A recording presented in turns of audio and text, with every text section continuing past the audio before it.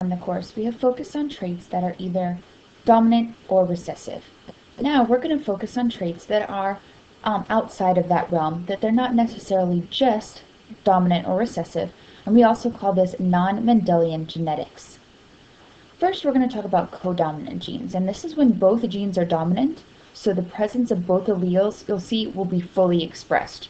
So in the two examples I have shown here, one trait is white color and one trait is pink color. So when both traits are present, it fully expresses both traits. Another example down here at the bottom is the light colored tips of the leaves and the light colored centers. If both traits are there, then it will have light colored tips and light colored centers. So it's just both traits are fully expressed at the same time. A codominant trait that we see in people is blood type. So we have the A, B, or O blood type. What these mean is that there are proteins on the surface of the red blood cells that indicate what type of blood is present there.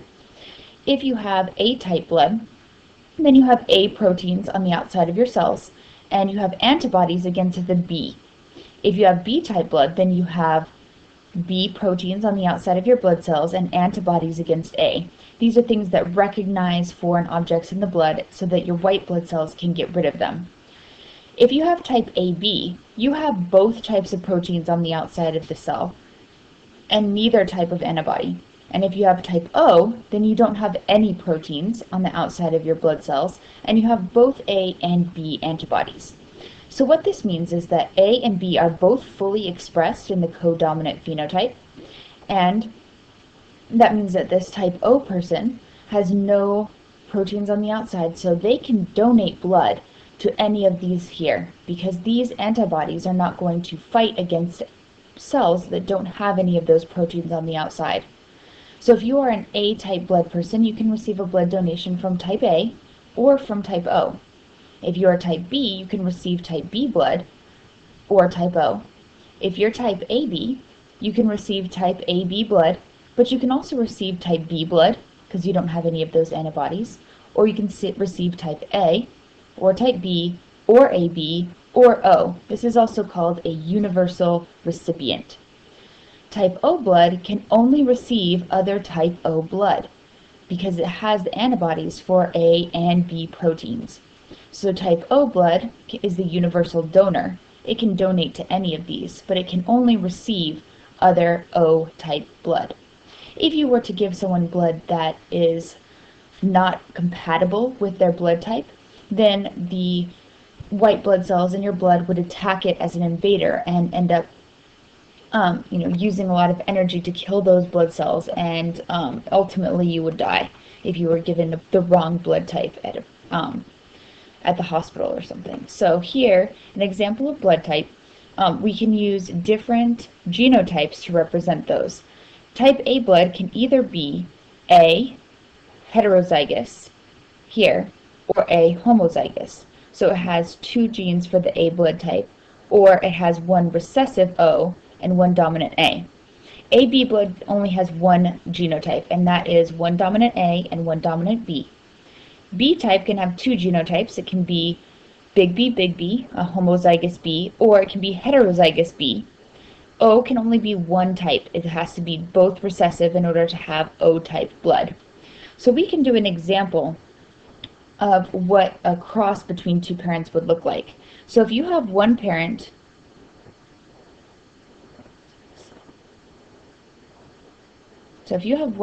with type A blood,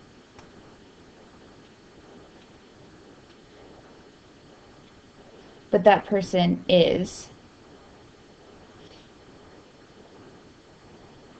heterozygous, like that, and you cross that with someone with type B blood that is also heterozygous, then they can have lots of different types of offspring.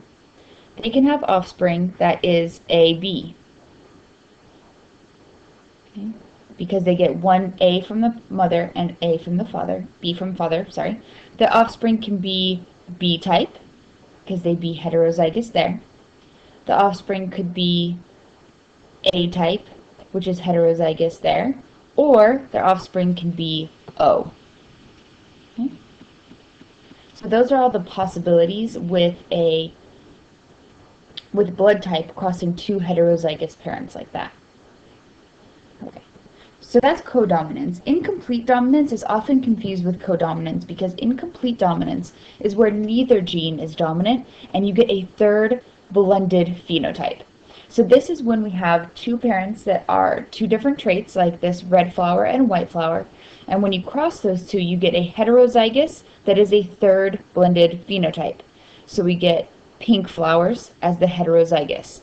Then if you were to cross these two heterozygous plants, you could still get some red and some white rather than all pink. So we know that this is still individual genes that are being passed down, but the third phenotype, instead of just showing the dominant trait like in Mendelian genetics, we get a third blended phenotype here. We see this a lot in horses. If you take a brown horse and a white horse, you get a lighter brown horse there. We see this in snapdragons very much. So if we have a big B is red and little b is white, the heterozygous is pink. Okay? So if you take two pink flowers,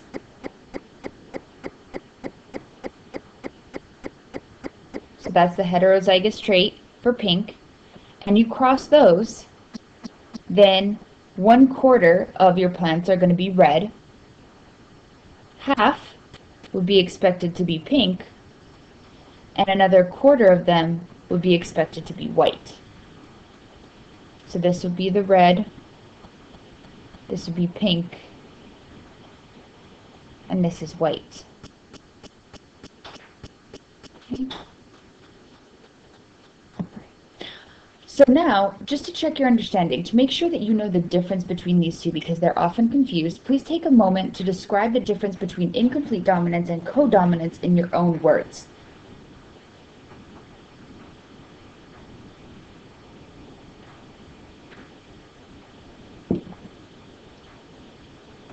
We're also going to give a little practice here and see if you can determine which one is codominant and which one is incomplete dominant. So let's read through these. Yellow feathers on a bird is crossed with a bird with red feathers, and their offspring have orange feathers. Is that incomplete or codominance? That would be incomplete dominance because we see a blended phenotype. If you take a fish with blue scales and cross it with a fish with purple scales, then their offspring have some blue and some purple scales, so they're kind of a speckled. Is that incomplete or codominance? That would be codominance. Both colors are fully expressed.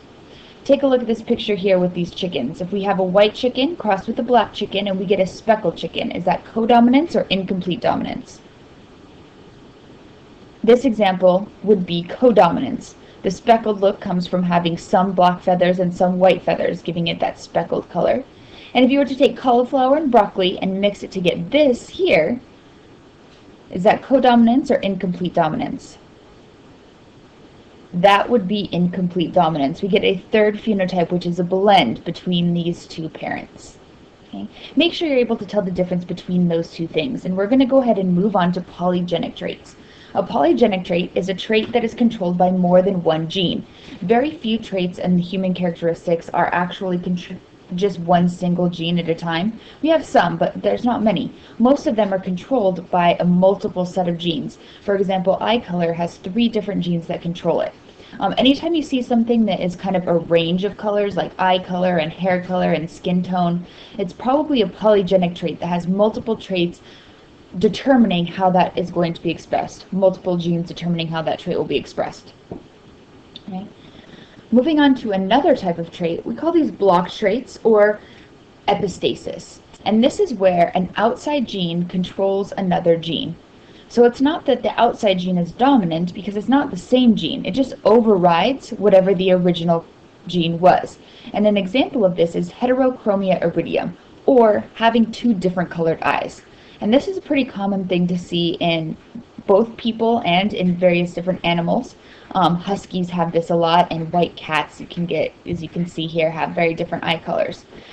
Sometimes it's very obvious, like this gentleman here, and sometimes it's not as obvious, like this, where it's very subtle difference, but it's still there. These people still have all of the same eye color genes that anyone with the same eye colors would have. The difference is that they also have the trait for heterochromia iridium.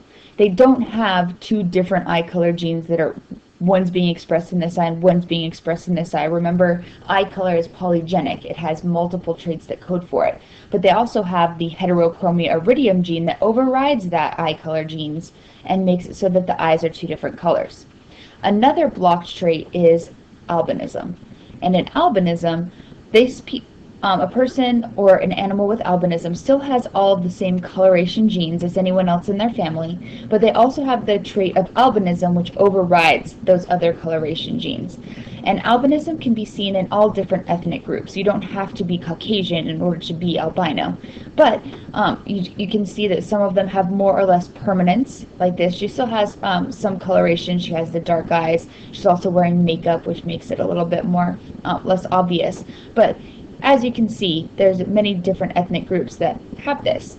We can also see it in a wide variety of animal kingdoms, so animal species. Albinism can be seen in lots of different mammals, right? So even things like zebras, this camel here with its mother, you can see that the camel has the trait that is expressing albinism and its mother is not. And here's the opposite here, where the mother has albinism, but she has babies that are not albino. This would be the mother of a raccoon group that does not have albinism. Mice are very common albinos, and a squirrel here. We also see organisms that live in the water albino, like whales and dolphins and crustaceans. We see different reptiles and birds that are albino. We actually have an albino crocodile at the World Wildlife Zoo here in Phoenix, so you might have seen one of those in person.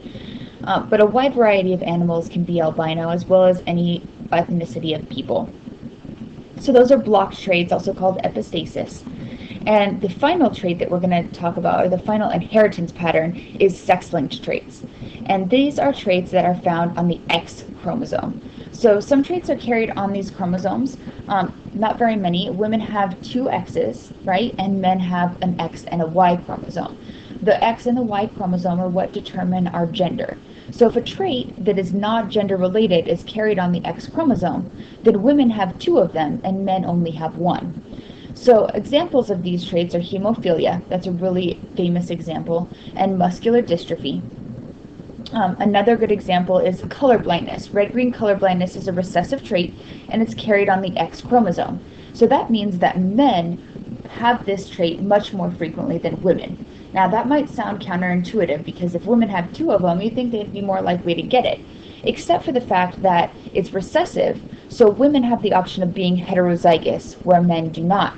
So a lot of people wonder what it looks like when you're colorblind. So if this is our original picture here, if you have a different types of color blindness, this is what you would see when looking at this picture here.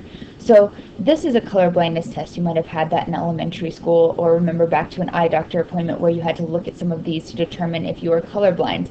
Yes, if you look closely, you can still see the 29 outlined here, but if you're a child and you're not looking for it, it can be very hard to see the different shapes or coloration in these here, and it gives us an indication if a child is colorblind. Here's another example of this cartoon here, where this would be normal color vision, and then with the red-green color blindness, you would see it like this. So it's not like it's black and white, but the red and the green are essentially the same color. It's very hard to tell the difference between red and green. So men have the option of having normal color vision and their Y chromosome, or color blindness and their Y chromosome. There's no option to be heterozygous for a male. If he has a big B, he has normal vision. If he has a little b, he is colorblind, and that's really all there is. Because this trait's not carried on the Y chromosome, that's his only two options. For females, women can have two normal vision genes, one normal vision and one colorblindness, or two colorblindness. Both of these genotypes here would give you the same color, normal color vision, because this one is dominant, that's the one that's going to show through. This one is the only way that women can be colorblind. So it's much more rare for a woman to get two recessive traits than it is for a man to get just one recessive trait. So that means that females have a much lower incidence of colorblindness than males do. Let's look at this with a Punnett square. So if we have a female here who is not colorblind, but she carries the colorblindness trait. Okay, so she has normal color vision, but she is a carrier, or she can pass down this trait to her offspring even though she doesn't show it herself. And then we have a normal male here. Okay, so this is our female. She has two X chromosomes, and this is our male with an X and a Y. So for our offspring here, that means that all of our girls, any girls that they have, are going to have normal color vision.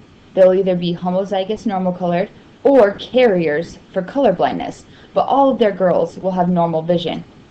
However, the males, any boys that they have, half of them will be colorblind. Okay? The mother is either going to pass on the normal vision to her son, or she's going to pass on color blindness to her son. And the male is going to pass on his Y chromosome, which is what makes this a boy. So as you can see, in a scenario such as this, it's going to be half of their boys will be colorblind, but none of their girls will. And so we see much more males that are colorblind, more males with hemophilia, more males with muscular dystrophy, more males with male pattern baldness than females, because they are all found on the X chromosome. That's why there are much more males with colorblindness than there are females.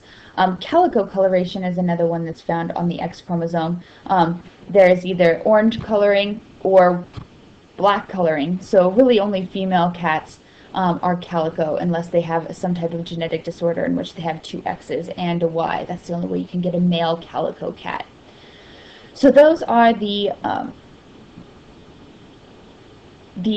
inheritance patterns outside of the Mendelian inheritance that you needed to know for this unit. Please contact your instructor if you have any questions. Thank you.